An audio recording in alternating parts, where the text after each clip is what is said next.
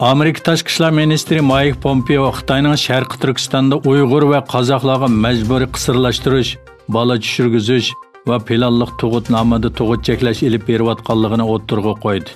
Hamda Xitoy Kompartiyasining bu vahshiy qilmishlarga xotima berishga chaqirdi. Pompeo yozma bayonot e'lon qilib, dunyo bugun Xitoy Kommunist Partiyasining atalmish Xinjiangdagi bostirish harakatining bir qismi sifatida Uyg'urlar va boshqa oz-sonliqlarga qarshi majburiy tug'mas qilib o'tish, majburiy bola tushirgizish va majburiy planliq tug'ut siyosati yurgizayotganligidek odamni bearam qiladigan xabarlarga erishdi dedi.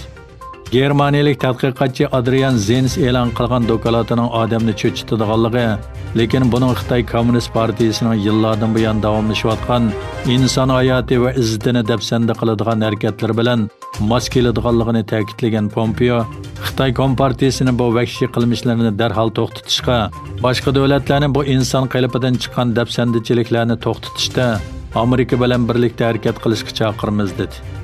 Adrian Zensning 32 betlik dokladida Xitoyning Uyg'ur va qozoqlarga turli tug'ut kontrol qilish vositalari qo'llanganligi va buningga bo'ysunmaganlarni yig'ib olish lagerlariga qamash bilan tahdid solganligi o'ttirg'a qo'yilgan.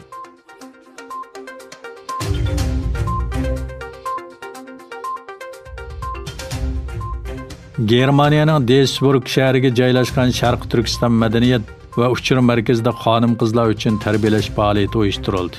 30 iyun seshanba kuni Sharqiy Turkiston madaniyat va uchur markazida xonim-qizlar uchun mediani loyiqida ishlatish bo'yicha tarbiyalash faoliyati o'tkazildi. Alohida ma'rif o'qituvchisi Abrukaya xonim bu tarbiyalash programmasini Duisburg shahrida kishilarga xolisona xizmat sifatida sunib kelmoqda.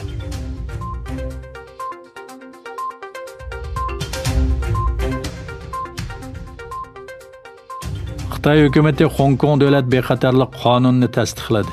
Hong Kongda yo'lga qo'yilgan bu qonun Hong Kongda Xitoyga qarshi faoliyatlarni elib berishni cheklaydi. Xalqaro matbuotlardagi xalqlarga qaraganda Xitoyning eng yuqori qonun chiqarish organi mamlakatlik xalq qurultayida o'tkazilgan belat tashlashda davlat bexatarlik qonunini birdek ma'qullangan. Umuman qilib aytganda davlat bexatarlik qonuni Beijing doiralari terrorlik yoki bo'lgunchilik deb tasvirlagan harakatlarga qarshi Xitoy xalq qurultayiga qonuniy ramka o'rnatish va har xil mexanizmlarni yo'lga qo'yish huquqi beradi. Beijing hukumatining Hong Kong davlat bexatarlik qonuni Yaponiya tashqi ishlar ministri Motegi Toshimitsu tarafidan afsuslanarliq, Tayvan prezidenti Tsai Ing-wen tarafidan odamni umidsizlantirdi deb tasvirlandi. Trump hukumati mushu haftaning 5-ida Xitoyning davlat bexatarlik qonuniga qarshi turish uchun Amerikaning savdo qonunidagi Hong Kongning alohida o'rnini amaldan qoldirish, Hong Kongga mudofaa eksportini to'xtatish va rayonning yuqori texnikalik mahsulotlarga erishishni cheklash qatorliq tadbirlarni e'lon qilgan edi.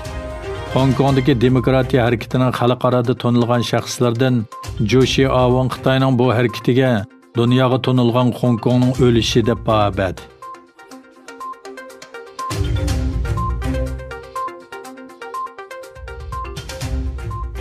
Amerikalik bir kengash palata a'zosi Washington bilan Anqara orasidagi S-400 havo mudofaa sistemasi krizisini hal qilish uchun Turkiyaning qo'lidagi havo mudofaa sistemalarini sotib olish taklifi sundi.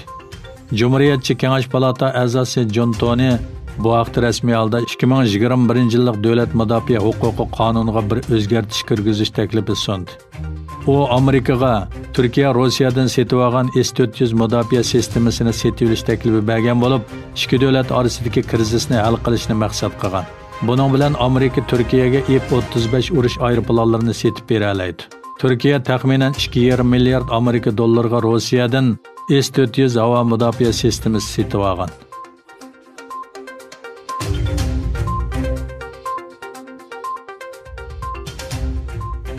Amerika Tashqi ishlar ministri Mike Pompeo Birlashgan Davlatlar Tashkiloti bexatarlik kengashidan Eronga qaratgan xalqaro qurol embargosini uzartishni talab qildi. Xitoy va Rossiya bu chaqiriqni qo'llamadi.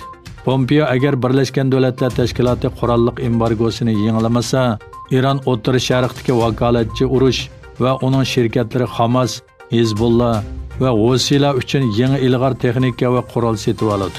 Bu O'rta Sharqning iqtisodiy muqimligi tahdid soladi deb ogohlantirdi. U Eronni dunyodagi eng yerginishli terrorlik tuzumi deb tasvirladi. Rossiya bilan Xitoy Amerikaning Eronga qaratgan xalqaro qurol embargosini uzartish talabini qo'llamaydiganligini e'lon qildi.